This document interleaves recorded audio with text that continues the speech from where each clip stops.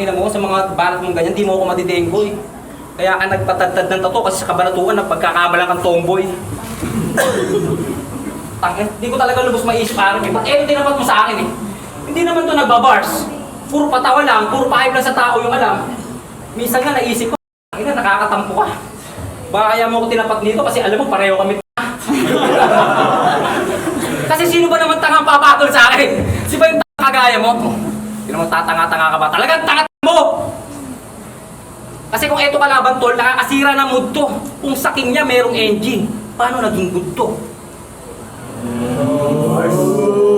Tupak ng Pinas? Eh putang ina, humpak to eh! Sabi ko sa'yo, gusto ko kalaban taga-Japan, eh taga-Japan may apresiya to eh!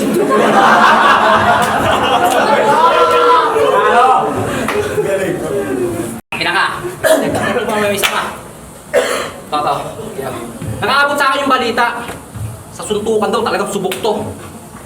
Inaalit mo lang daw tao, pero pag nalalasing ka, yung asawa mo walang hapas kung mo.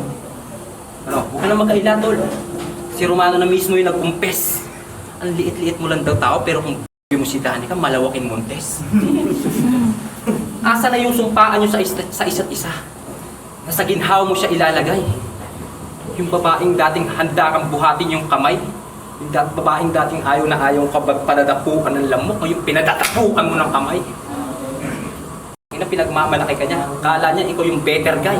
Magsasama kayo na nagmamahalan with matching sweet and spice, yung babaeng breadwinner nun, ginawa mong battered wife. Time! Ina mo, tulpo ka ngayon.